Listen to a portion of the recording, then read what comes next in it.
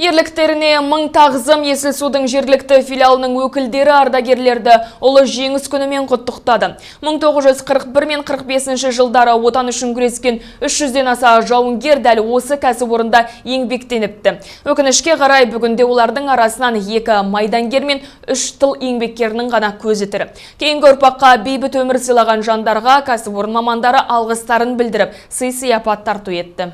Жеңіс таңы атқаннан бері 76 жыл өтті, бірақ сол 30 жылдардың әрбір отбасыға қалдырған жарасы әлі жазылған жоқ. Қан майданды өз көзімен көріп, қолына қару алып, фашистермен соғысқандардың саны да жыл санап азайып барады. Есіл су филиалы залының бірінші қатарында бүгін тек 2 ардагері отыр. Қастарына жеңіс күнін жақындату үшін тылда еңбектенген қариялар мен интернационал жауынгерлер жайғасқан. Әрбіреуінің басына түскен қиын кезең туралы өз айтары бар.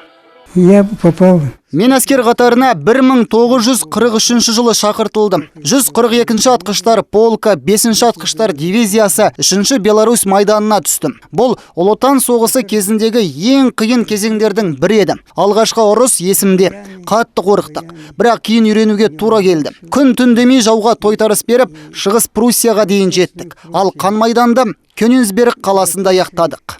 Майдангердің кеудесін көм көрген медальдердің бірі дәл осы Кёнигсберг қаласын азат еткен үшін берілген. Қасында Германияны жеңген үшін медалі және 2-ші дәрежелі отан ордендері ілінген. Василий Макиенко ұрыс даласында өткен 2 жыл уақыты туралы көп айтпады. Себебі сол 30 жылдарға қайта оралғысы келмейді. Ал алғашқы жеңіс күні мен содан кейінгі өмір жайлы қуана-қуана баяндады.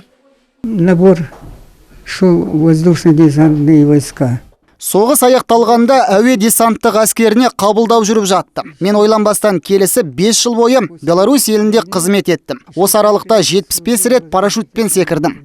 Василий Макиенко Беларусь елінің Витебск қаласында жан-жарын кездестіріп 71 жыл бұрын отау құрған. Бүгінде ерлі зайыптылардың 3 қызы, 5 немересі мен 6 шөбересі бар. Мереке қарсаңында Есіл су филиалының өкілдері ардагерлерді ұлы жеңіс күнімен құттықтап, сый-сияпат тарту етті. Эльмира Дуақасова, Қазбек Арықбаев, муниципалдық телеарна.